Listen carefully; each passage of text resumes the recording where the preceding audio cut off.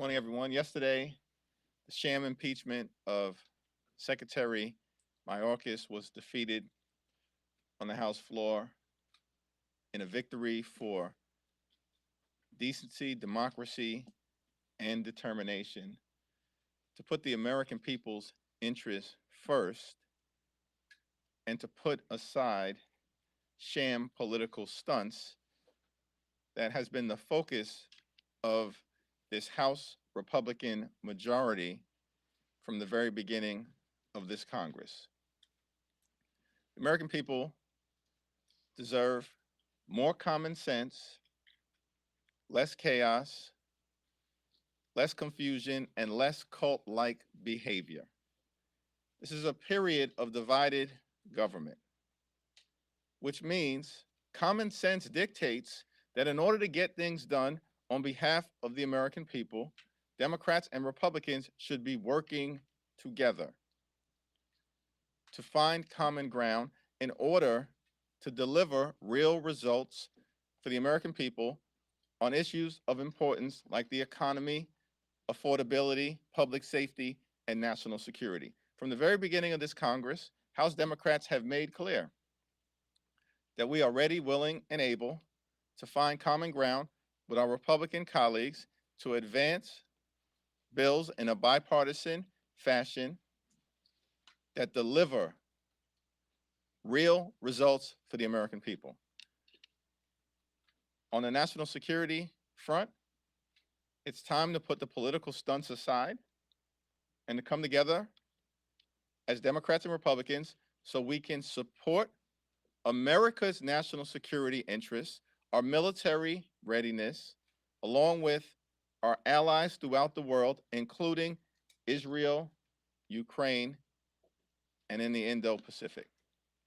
It's my hope that that's exactly what will take place in the Senate and in a few days in the House of Representatives. Questions? Feel though as though the impeachment in the office, this is just delayed temporarily. The idea that if they have Steve Scalise here next week, if they, people, Democrats on the Democratic side don't have everybody here, you have a few people who are out. If they win the special election in New York, this is just delayed for a bit. Obviously, you feel like what they're doing there, but this is going to be a fait accompli. What does the impeachment of Secretary Mayorkas have to do with the economy? Nothing. What does the impeachment of Secretary Mayorkas have to do with addressing the affordability issues in the United States of America?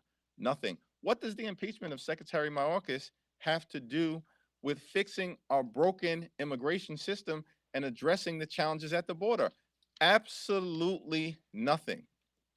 It's incredible to me that instead of extreme MAGA Republicans pivoting to working with us in a common sense way to solve real problems for the American people, their focus is on how do we get Steve Scalise back to Washington so we can continue to do the bidding of Marjorie Taylor Greene and Donald Trump and impeach Secretary Mayorkas.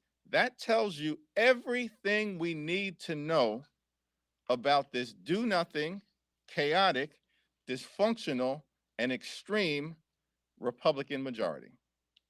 Thanks, Leader Jeffries. Did Democrats let GOP leadership know that they had full attendance, and if not, why? And can you characterize your relationship with Speaker Johnson? It's not our responsibility to let House Republicans know which members will or will not be present on the House floor on any other day or in connection with any given vote.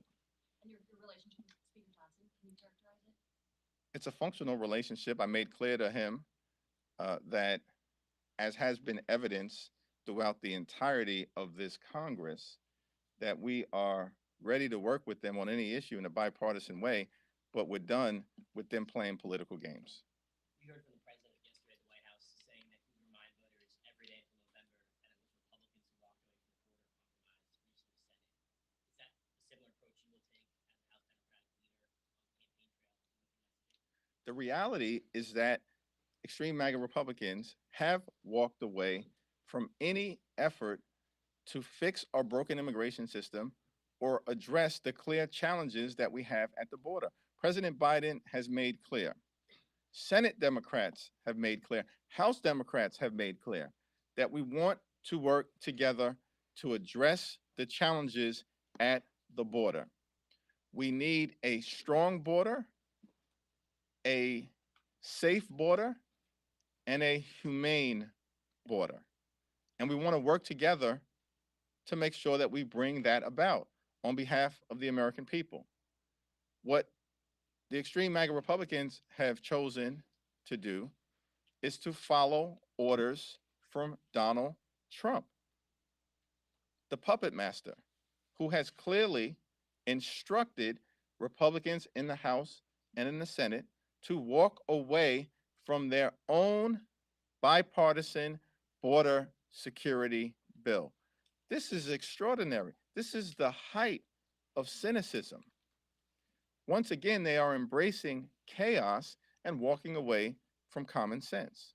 So, yes, I think it's incumbent upon all of us in Washington, D.C. to make sure we are continuing to point out our willingness to work together with our Republican colleagues to solve the border issue, but to do it in a manner that channels common sense and runs away from the chaos that they apparently would like to continue to foster here in Congress, throughout the country. On funding for Ukraine, if Speaker Johnson either says he won't bring funding for Ukraine forward to the floor, or if that fails, what do you see as the future viable step for getting funding for Ukraine through the House?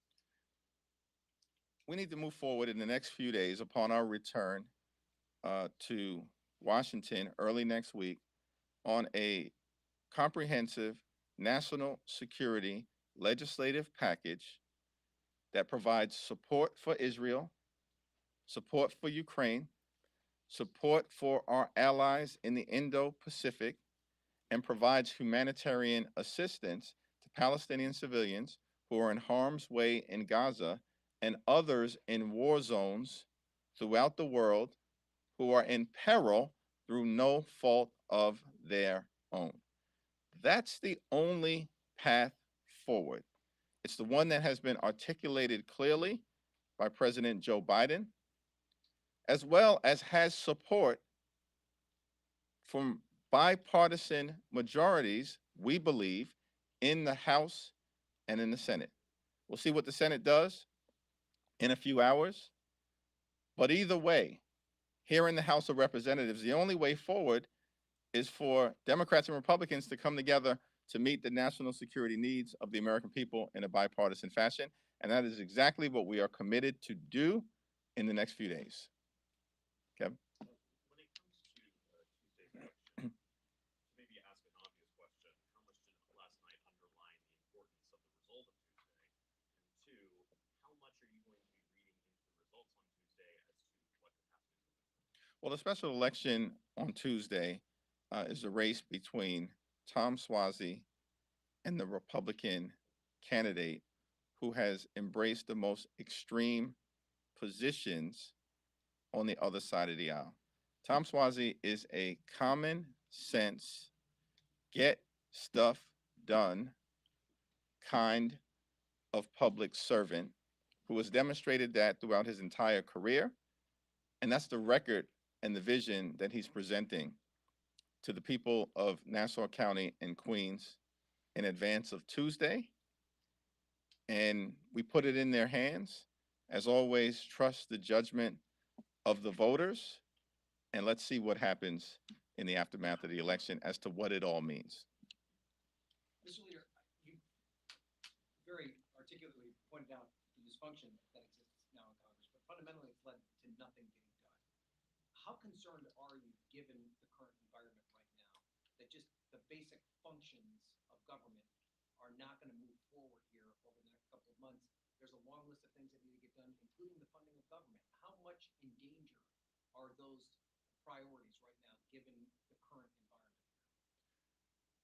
The lesson from yesterday's continued chaos, dysfunction, and extremism is that the Republican my way or the highway approach is not going to work. Period. Full stop. It's not going to work. And so when they have chosen to continue to embrace a my way or the highway approach, we see the disaster and the dysfunction that results. When my Republican colleagues have chosen to partner with Democrats in a bipartisan way, often led by Democrats, we are able to advance the ball for the American people. That's the lesson to be drawn from this Congress. Democrats were able to lead the effort in the House to make sure that we avoided a catastrophic default on our nation's debt that would have crashed the US economy. And we partnered with Republicans to get that done.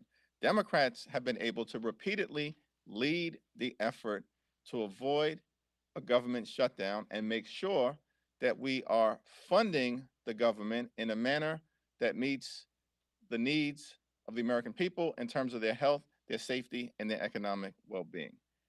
And Democrats, as recently as last week, were able to lead the effort in the House of Representatives and partner with Republicans to enact a tax package designed to improve the lives of the American people in terms of the child tax credit enhancement and the enhancement of the low-income housing tax credit.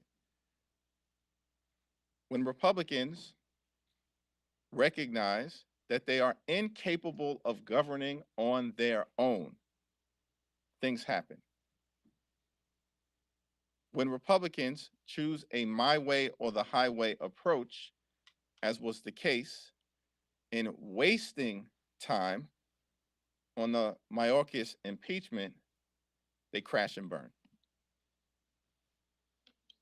Have you had any outreach or conversations from Republicans not in House leadership about, outreach about some kind of moving some kind of security supplemental like the one you described by a discharge petition or any other move? Yeah, there are several Republicans who are not in leadership who have reached out to my colleagues on the Democratic side here in the House to indicate a willingness to work together to advance a comprehensive national security package that meets the needs of Israel in a time of war, Ukraine, who are fighting for their lives in a brave and courageous fashion against brutal Russian aggression, as well as our allies in the Indo-Pacific, like Japan and South Korea, who are dealing with the threat of China and North Korea, and of course provides humanitarian assistance to civilians who are in harm's way. There are Republicans, we believe, who have increasingly recognized that the my way or the highway approach of MAGA extremists is not working. But at the same time, one of the top Republican priorities apparently is now advancing a resolution led by Marjorie Taylor Greene, Matt Gaetz, and Elise Stefanik that is designed to allegedly exonerate Donald Trump from the events of January 6th and the violent insurrection. This is what they're focused on. With all of the challenges facing the American people, House Republican leadership, apparently once again directed by Donald Trump, has chosen to focus their energies not on the economy, not on public safety, not on the border, not on America's national security interests, but on trying to exonerate Donald Trump. You can't make this stuff up. And the American people increasingly have shown that they've concluded that this is a do-nothing Republican Congress not acting in America's best interest.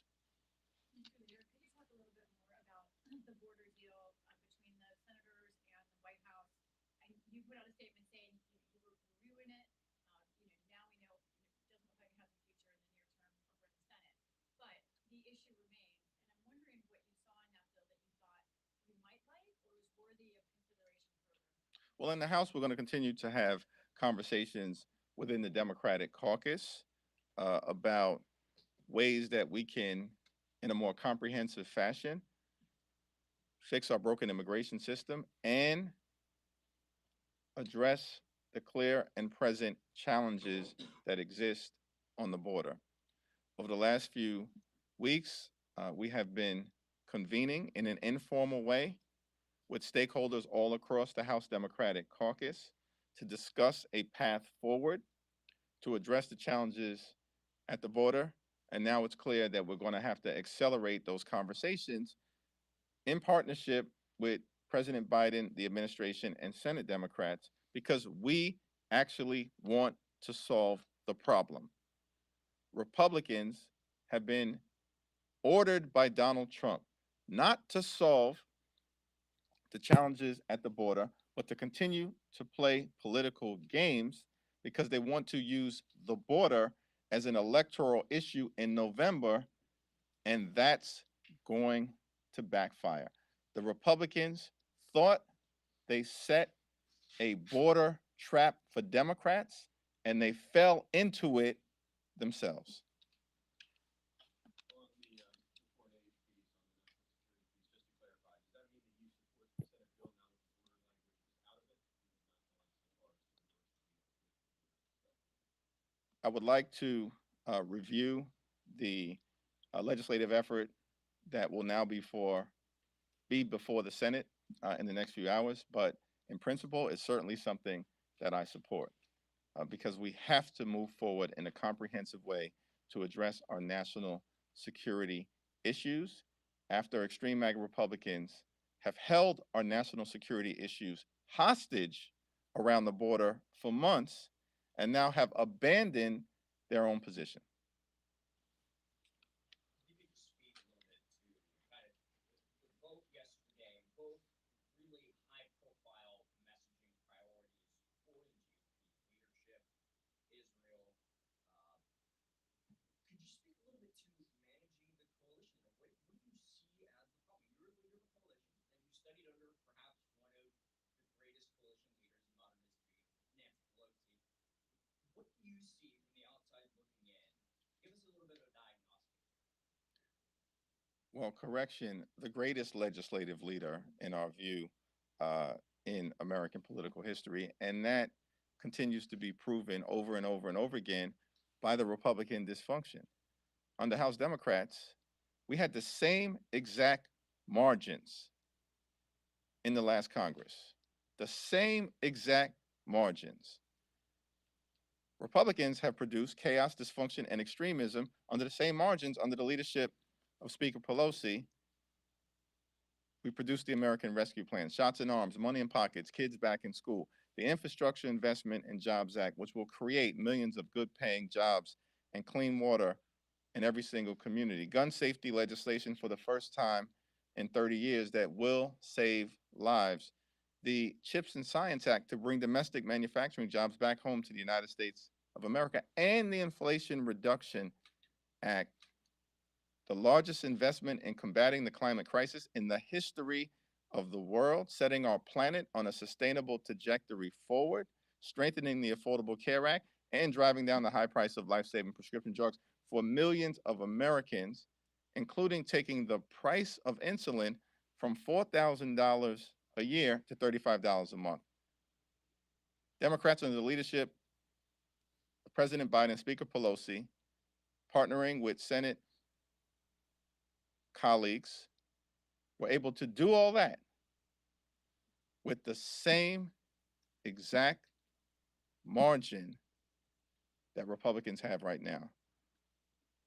As House Democrats, we actually care about governing. That's the difference. We are here to serve the American people, to get things done, to fix problems that the American people are facing, to put people over politics. And we're going to continue to fight for lower costs, to grow the middle class, to defend democracy, for reproductive freedom, and for safer communities. And in that quest, we will always have exuberant conversations with each other. We don't run away from that, we embrace it.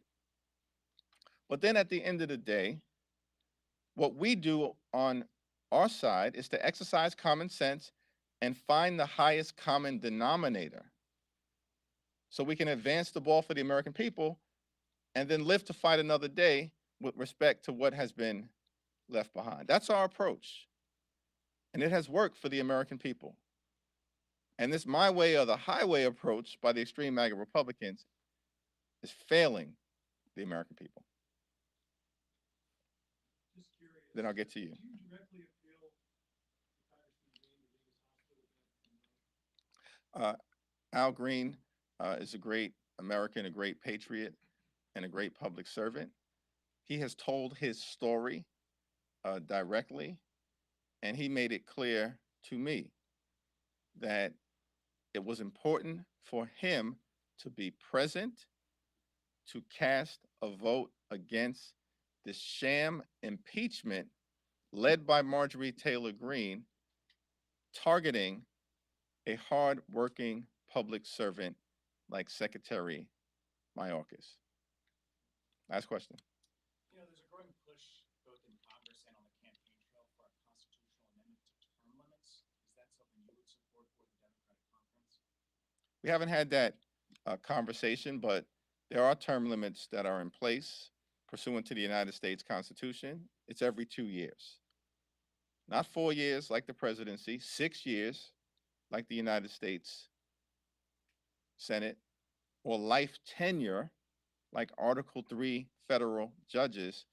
The House has to face the American people, all 435 of us, every 2 years to make the case to have your employment contract renewed. And that was an intentional decision by the framers to make sure that the House was the institution closest to the American people. And as Democrats, we're just going to continue to do our best in that regard to put people over politics. Thank you.